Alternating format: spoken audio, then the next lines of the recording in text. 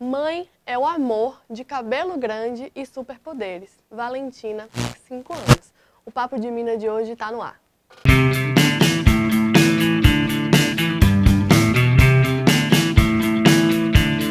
You can't see yourself, can you? You don't know what you are. You're not fooling anyone. It's plain to see, come on. Come on.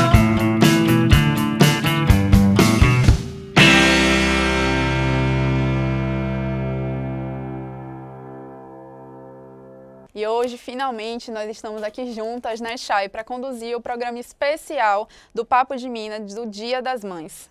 Pois é, Yasmin, hoje esse estúdio aqui tá cheio de mulheres incríveis, com histórias imperdíveis, para falar um pouquinho pra gente sobre essa aventura que é a maternidade.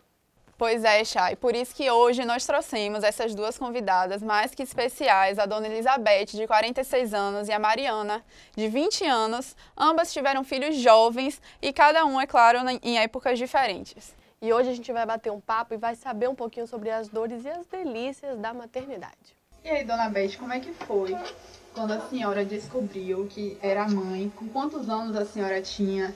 A senhora teve apoio da família? Não teve? Conte pra gente. Bom, eu descobri a maternidade não, eu descobri que eu estava gestando quando eu tinha 16 anos, né? E aí, eu nem me lembro bem como é que eu falei para a minha mãe, mas, assim, eu acho que foi muito sofrimento para a minha mãe, para ela saber lidar com isso e passar para o meu pai, que era a questão, apesar que meu pai não morava com a gente. Mas, enfim, meu pai depositava em mim, assim, muita expectativa em relação a um outro caminho, né? Que eu estudasse, que eu fizesse uma faculdade. Então, para mim, esse momento foi um momento, assim, de frustração, né? Digamos, de dizer, olha, não é nada disso, eu estou grávida. E eu me lembro que ele perguntava assim, minha filha, o que é que você tem? Você está doente? Minha mãe, aí minha mãe deu um repente e falou assim, olha, Raimundo, você sabe qual é a doença dela? Ela está grávida. Então, esse foi um momento, assim, dada a notícia. E aí, as irmãs da minha mãe começaram a me apoiar. E no dia que aconteceu isso, né, que ela deu esse repente, uma tia minha estava lá.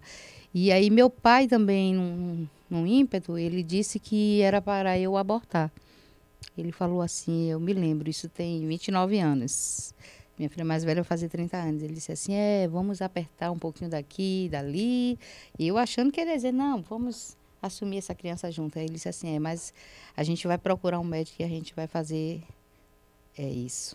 Ele não falou a palavra aborto. Aí a minha tia olhava assim para mim assim, não.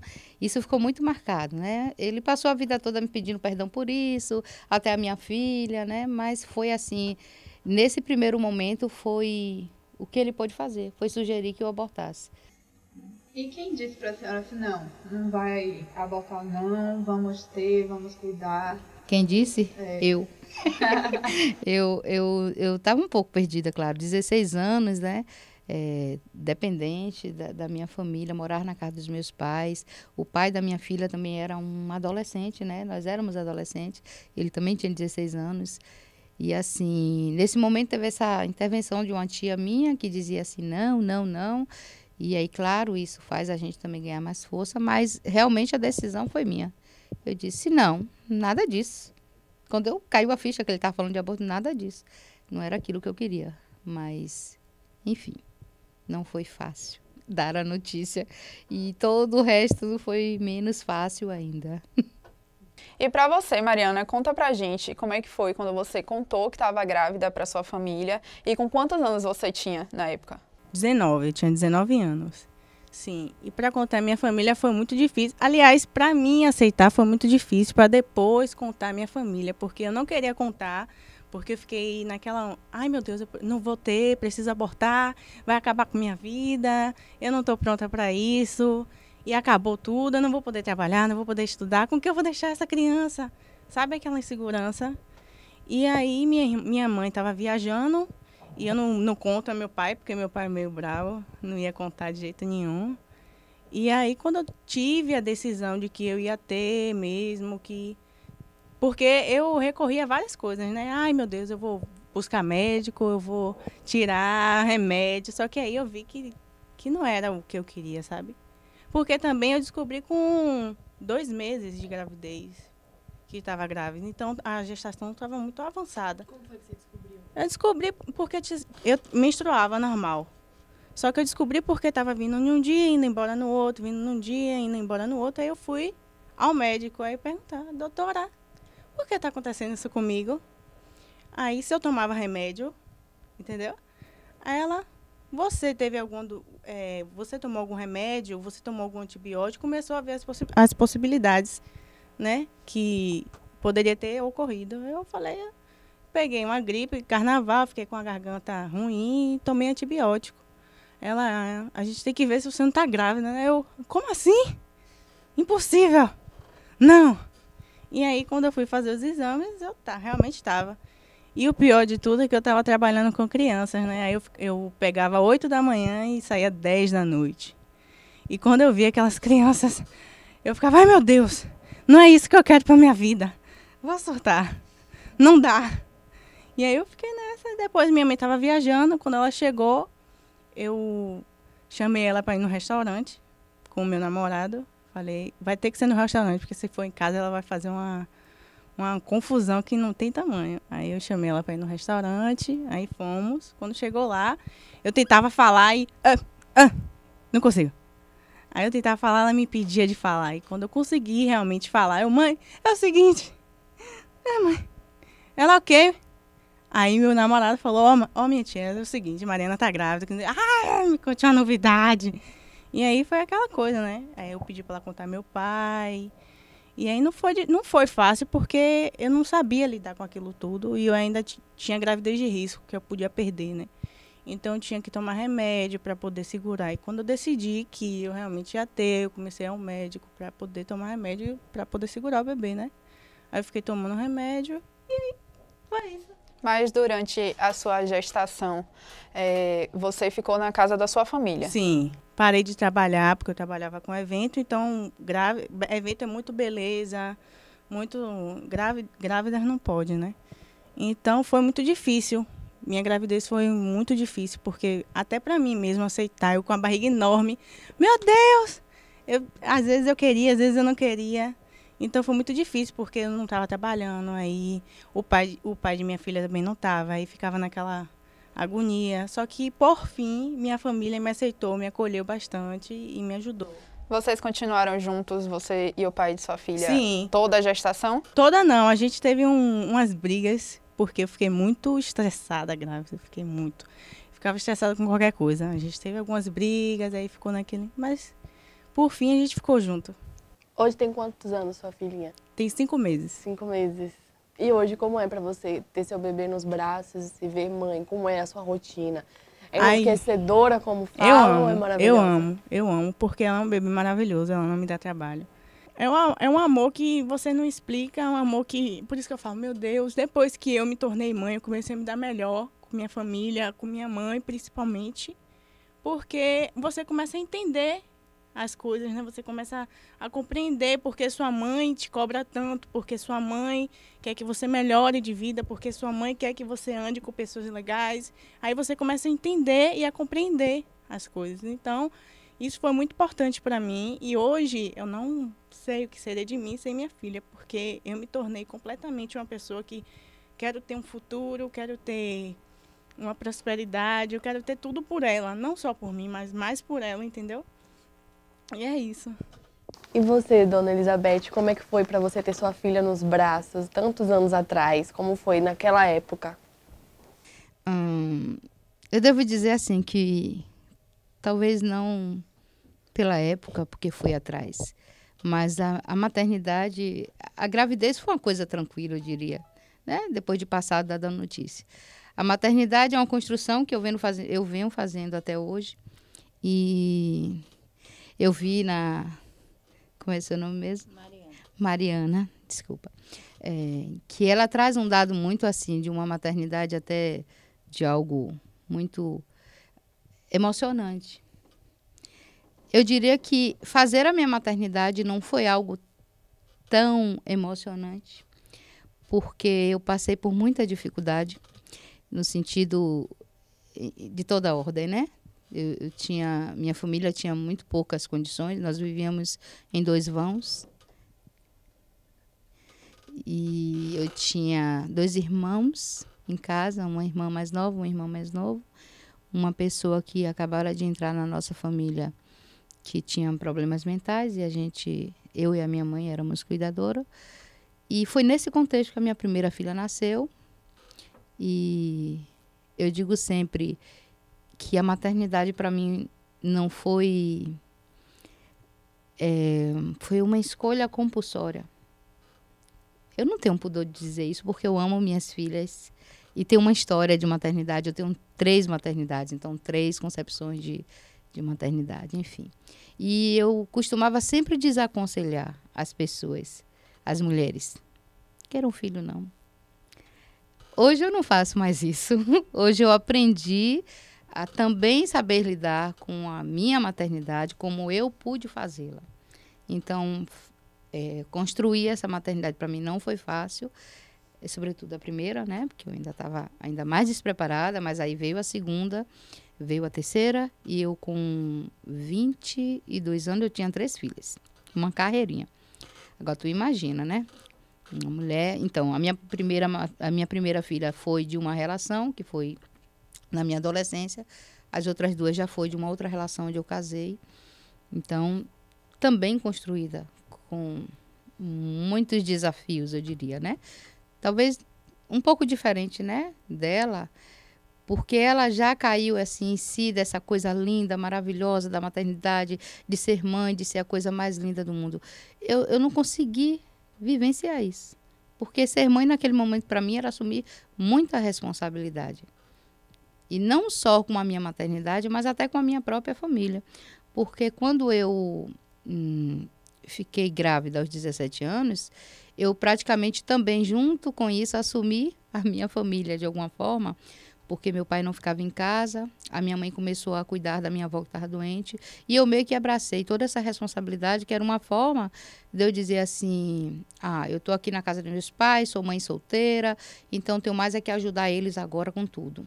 Então, esse divisor de águas, essa coisa de sair da adolescência ali, estava acabando de terminar o meu ensino médio, tal, tinha aquela coisa também da curtição, não tinha, era meio porra louquinha também. E aí entra essa coisa da responsabilidade.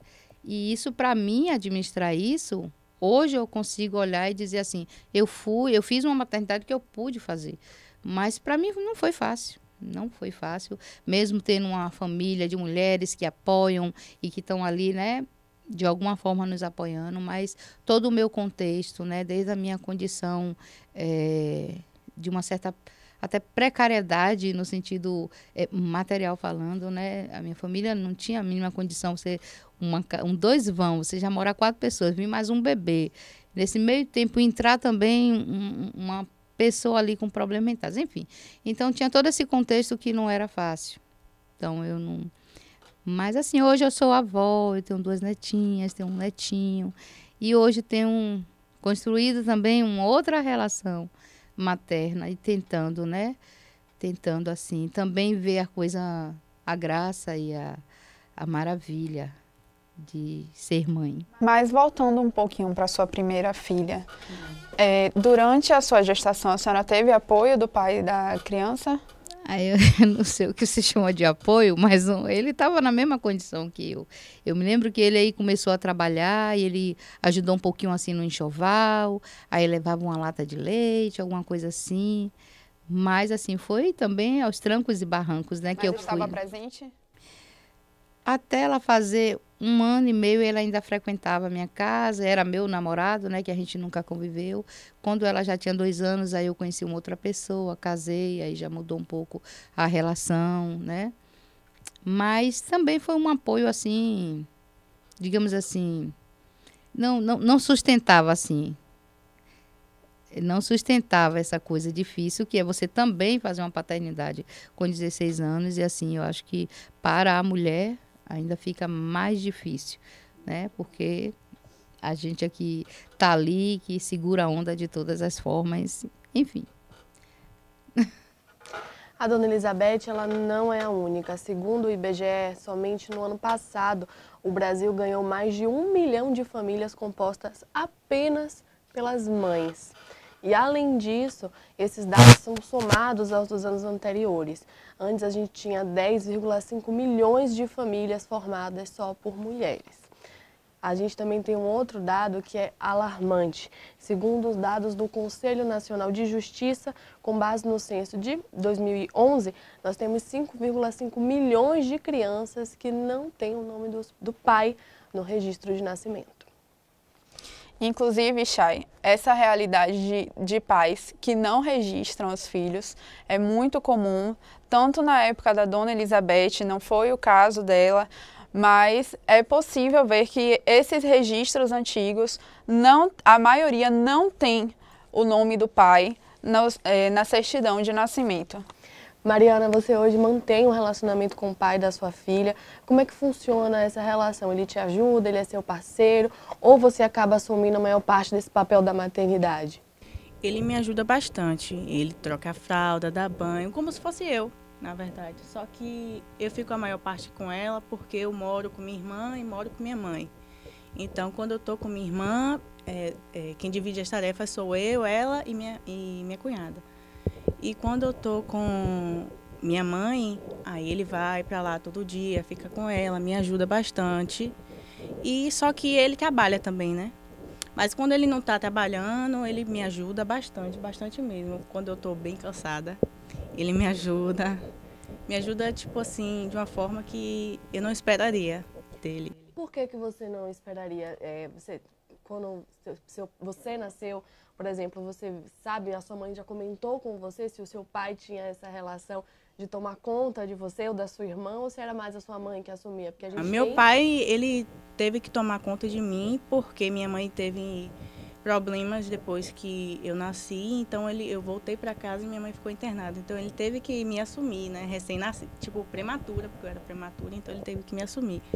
Mas só que sempre minha mãe me falou, não tenha filho, não engravide, porque só sobra para mulher. Então você já cresce com aquilo na cabeça, só sobra para mulher, eu que vou assumir tudo, entendeu? Então foi basicamente isso que eu pensava na minha gravidez. Eu vou perder, como eu tenho noção que eu perdi minha liberdade de fazer muitas coisas, mas graças a Deus eu tenho minha família para poder me apoiar, me ajudar, entendeu? Mas ele me ajuda. E você, Dona Elizabeth, a senhora se casou depois, teve mais 2 filhos, a senhora teve ajuda do pai das suas filhas para criar elas, para educar, para pôr limites, ou era a senhora que assumia todo esse papel?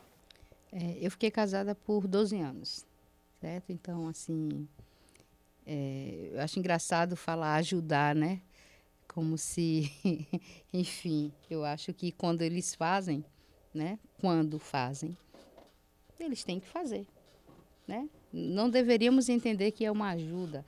Então, se eu fosse ver para assim, meu marido me ajuda, não. Ele fez aquilo que ele deveria fazer, quanto pai, né? Então, assim, ele trocava fralda, ele fazia mamadeira. Aí ele, como assim, eu nunca trabalhei, enquanto casada, nunca trabalhei fora, né? Então, assim, ele era o dito provedor, foi até um certo tempo. E aí, claro que a maior parte ficava comigo. Então, ele fazia alguma coisa dentro de casa, mas sempre, digamos, como coadjuvante, né? Como coadjuvante, não aquele que assume, que vai lá e faz.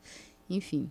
E quando minhas filhas estavam adolescentes, eu resolvi sair do casamento e aí eu posso dizer que eu assumi assim, um bom pedaço da educação delas sozinha, né? A adolescência não é fácil. Exato. Então, minha filha uma tinha 10, a outra tinha 12, e foi um momento também muito delicado e que a gente precisa muito de apoio, né? Não digo de um homem, né? Mas de uma presença ali para lidando com esse período, né? E nesse período eu estava sozinha com as minhas filhas.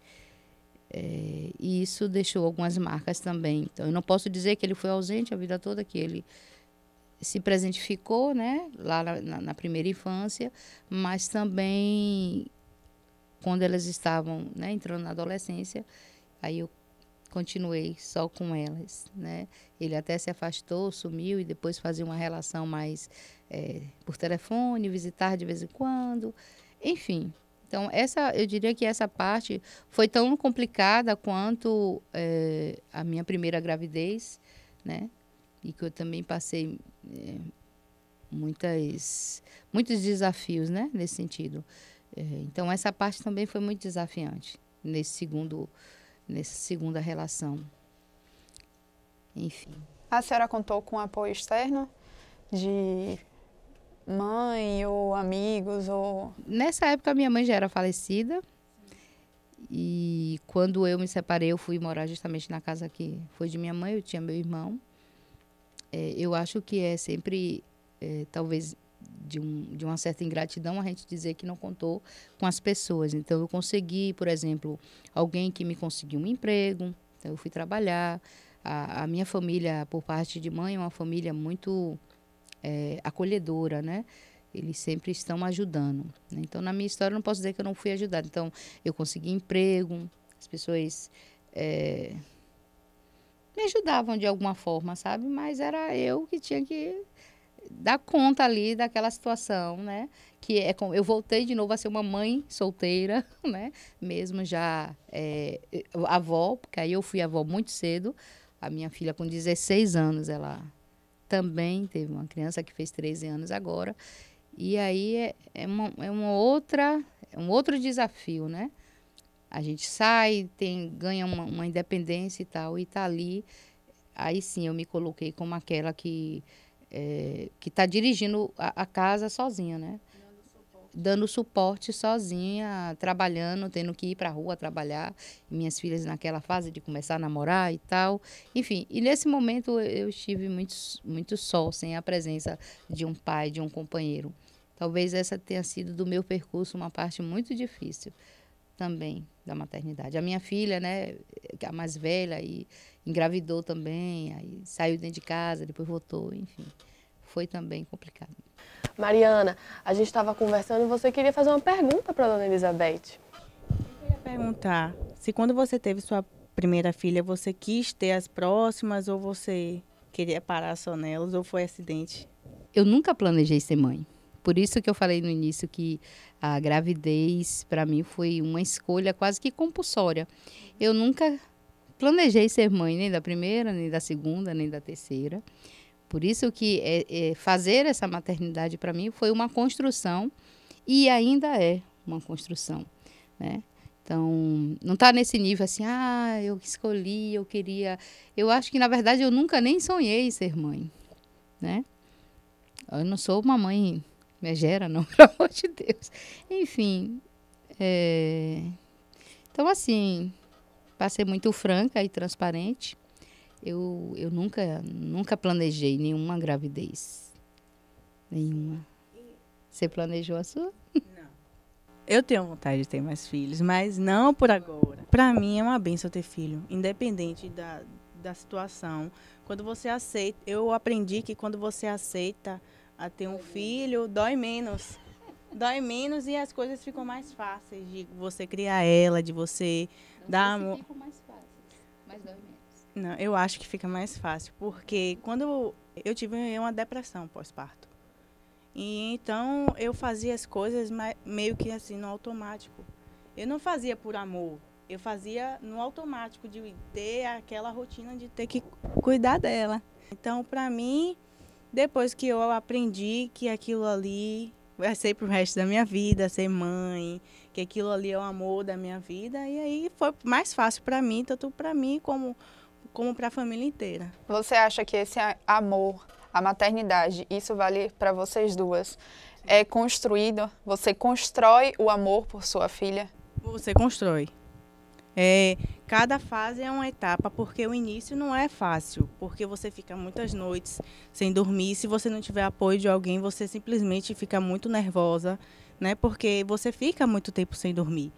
Eu fiquei 3 dias sem dormir, depois do parto. Então, aquilo ali me mexeu com o meu psicológico, de você ter passado por todo aquele processo do parto, de perder muito sangue e você ficar sem dormir. Então, você fica durante 1 mês seguido sem dormir, 2 meses sem dormir. Então, ali é difícil, ainda mais para quem tem que lidar com isso sozinho. Eu queria perguntar para vocês, você pensou em fazer o aborto e você teve alguém que quis que você fizesse o aborto. As duas desistiram, as duas não quiseram essa opção e resolveram ter o filho de vocês. O que é que vocês acham que foi o fator decisivo para que vocês tomassem a decisão de prosseguir com essa gestação? O fator que eu decidi ter foi, primeiro, os perigos, os riscos que você corre durante o procedimento, né? Que não é fácil. Que aí eu comecei a pesquisar sobre um remédio, sobre as clínicas e tal. E aí eu pensava bastante nisso. E quanto mais eu pensava, mais o tempo passava. E quanto mais o tempo passava, mais o bebê ficava formado. E aí quando eu decidi, eu recorri a vários modos, né? Teve uma moça que eu conheci, que ela ia me ajudar com isso. Mas, por fim, eu decidi que eu não quis mesmo. E aí foi isso. E a senhora, dona Beth? Você falou sobre o que me levou a decidir ter.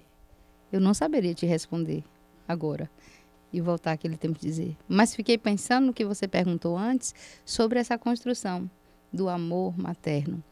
Eu acho que realmente há uma construção, né? E é mais sobre isso que me inquieta falar de maternidade, porque se há uma construção, há um imperativo de ser mãe. Há um ser mãe que está posto, e isso tem a ver também com afeto, com amor. Então, parece que há um amor de mãe que a gente acha que talvez a gente não consegue alcançar. E, às vezes, eu acho também que a gente fantasia um pouco para poder fazer dessa maternidade, né, seja em qualquer tempo, né, ou no meu tempo ou no seu tempo, que ela seja algo suportável para a mulher. E a gente não fala muito assim. A gente tem que falar da parte linda da maternidade, que tem a parte linda, só que tem a parte difícil. E essa construção desse amor, muitas vezes, é para a gente tentar apagar essa parte difícil, né? Tentar não lembrar, tentar não discutir sobre. Discutir sobre essa parte difícil é falar sobre aborto. A gente não fala, né? A gente tem tabu, a gente tem pudor para falar sobre aborto. Eu não pensei em fazer aborto, mas agora eu não saberia responder você. Naquele tempo, por que eu não... Talvez por uma concepção que já tinha algo da religião, da minha família. Então, eu entendia que aborto era tirar uma vida. Claro que isso já estava em mim, mas eu não poderia te responder assim claramente o que foi que eu pensei para assumir uma maternidade. Eu já achava que eu fiz, eu tinha que assumir. Quer dizer, eu gerei, né? Eu tinha que assumir, né? Então, é isso. Eu acho que daí é que começa a sua construção até em relação a que tipo de relação, de vínculo e de afeto você vai ter com esse filho ou essa filha, né? Por conta de todas essas construções. Até porque às vezes os filhos nos perguntam assim, mas se não foi tão difícil, por que você não me abortou? Você ainda não teve a oportunidade de ouvir isso. Mas a gente às vezes escuta esses relatos, né, de que se tem essa cobrança, se é tão difícil fazer uma maternidade, por que não aborto? Então, eu acho que é um assunto muito delicado, né, porque a maternidade trai, né, para cada um fazer como pode fazer, mas que há também muito assim de um imperativo do que é ser mãe, do que é amar, do que é cuidar. Eu acho que isso é que faz às vezes a maternidade não ser uma coisa tão tranquila, né? Porque está sempre uma cobrança de que ser mãe é amar dessa e daquela forma, é aceitar tudo, é não ter condição, né? Enfim. As nossas convidadas, elas escolheram gerar os filhos, mas o aborto é sim uma realidade. 850 mil mulheres vão fazer o aborto no mundo inteiro em 1 ano. Além disso, a cada 2 dias, uma mulher morre por conta de um aborto clandestino. Aqui no Brasil, o aborto é ilegal, mas isso não impede que essas mulheres busquem métodos para que isso aconteça. E aí é que está o perigo. Muitas vezes elas procuram clínicas ilegais, elas procuram o uso de medicamentos que vão sim causar o aborto, mas também vão fazer com que elas muitas vezes percam a vida, não é, Yasmin?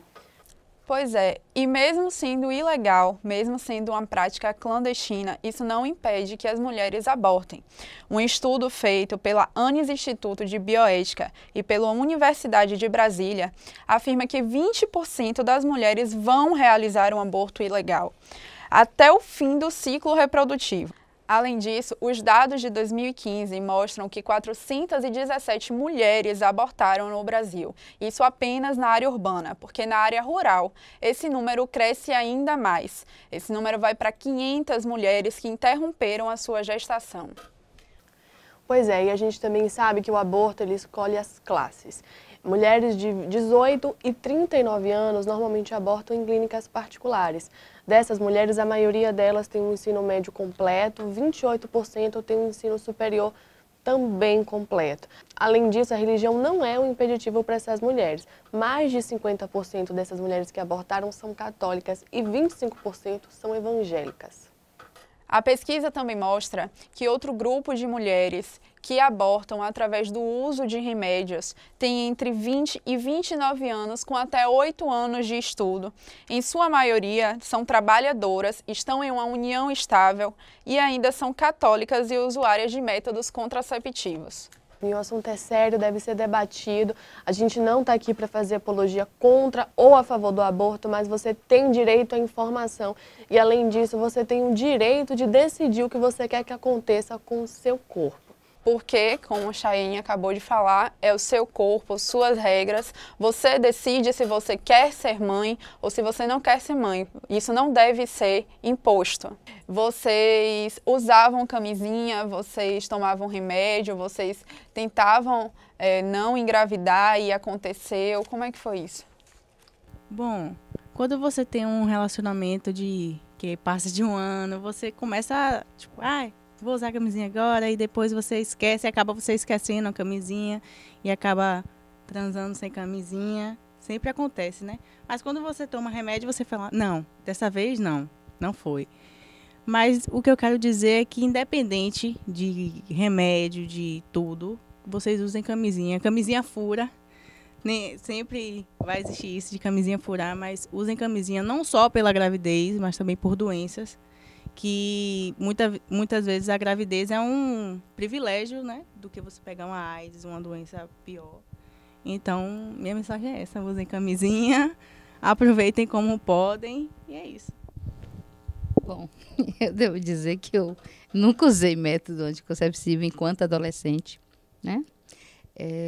Tive pouca orientação nesse sentido, não querendo justificar, né, porque conhecia todos os riscos, né? Não só de gravidez, mas de doença. Mas ainda assim, naquela época, eu não usava nenhum anticoncepcional, camisinha ainda menos, né? Porque há 30 anos atrás, a camisinha ainda não era uma coisa tão, assim, difundida. A gente estava saindo da década de 80, né? E aí foi quando explodiu a questão da AIDS, aí que você começa a fazer uma campanha mais das camisinhas.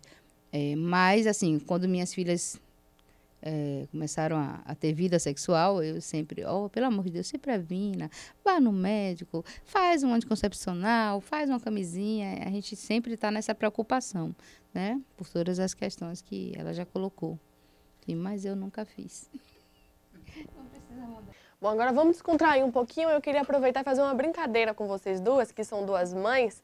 Eu quero falar algumas frases que tenho certeza que vocês já ouviram, porque infelizmente a gente vive numa sociedade que todo mundo acha que pode meter o bedelho lá na criação que a mãe está dando para o seu filho ou na forma como a mulher se porta diante da maternidade que ela escolheu ter. Eu vou falar essas frases, eu quero que vocês me digam se vocês já escutaram isso e qual a reação que vocês tiveram. Seu leite é fraco, por que você não dá mamadeira para esse menino? Sim. Você já ouviu? Eu vi isso da minha avó materna. Ela chegou, inclusive, na minha casa com uma lata de leite, na época, dizendo que ela ia fazer um mingauzinho para a minha filha. E eu simplesmente deixei. Hoje eu não deixaria mais. Mas e aí, já vai botar esse menino para mamar de novo? Você já ouviu isso? Muitas vezes. Mas eu acho que a criança, ela pede, né? Quando ela quer mamar, ela pede.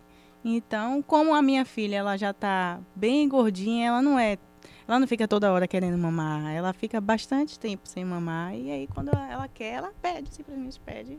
Então, vocês já escutaram também. Esse bebê no colo de novo, esse menino vai ficar mal acostumado. Com certeza. Mas só que eu acostumei a minha filha a botar ela no lugarzinho dela, porque é difícil você ter um filho que você quer fazer umas coisas e não ter como, né? Porque quer colo, quer... A minha é bem tranquila. Eu acho que essa é uma coisa que sempre a gente ouve e eu tinha duas maneiras eu tive uma maneira de entender isso e tenho uma maneira de entender isso completamente diferente hoje.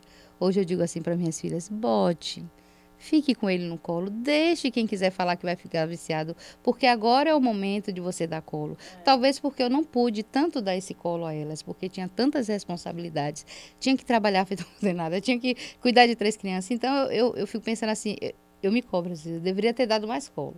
Mas a gente ouve muito isso. Na época, pela minha não possibilidade de dar colo, eu dizia, isso mesmo, vai ficar. Mas hoje, eu digo assim, não, tem que dar colo mesmo. Bom, o Papo de Mina tá chegando ao fim. Esse programa hoje foi feito especialmente para todas vocês, mães, que curtiram o Dia das Mães. A gente deseja um feliz dia e parabéns, né, por exercerem todas essas funções que são muito difíceis e ainda assim cuidar de uma outra vida. Mãe, mulher, dona de casa, professora, bombeira, seja o que você quiser ser. A gente vai encerrar esse programa hoje com essas duas mães maravilhosas. Obrigada. Nada melhor para falar de maternidade, para desejar um feliz Dia das Mães, do que duas mães para desejarem para vocês que assistem a gente um feliz Dia das Mães. Eu queria desejar para todas as pessoas que querem conhecer o amor de verdade, ao amor incondicional, a ter responsabilidades, a mudar a sua vida inteira, que tem um filho. Filho não é um fardo, então todas nós somos capazes de ser mãe, todas nós podemos ser capazes de amar, porque filho, ele vem carregado de amor, né, de bênçãos, porque para mim ela só foi isso, entendeu? Ai, gente, eu não consigo falar sem minha filha, sem chorar, porque ela é tudo que de bom que aconteceu na minha vida, ela é tudo mais importante, é a pessoa que eu me dedico por inteiro. Então, sejam mãe, amem, porque é uma coisa que não tem explicação. Obrigada.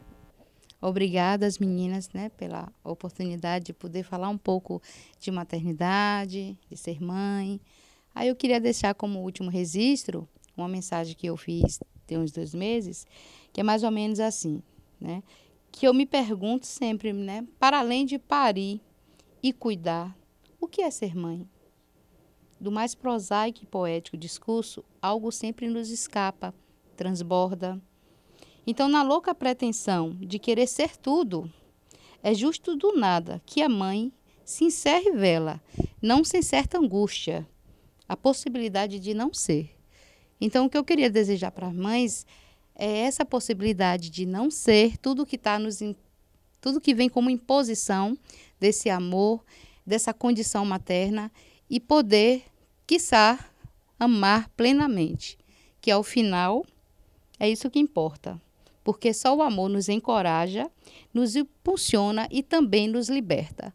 Um beijo para todas as mães.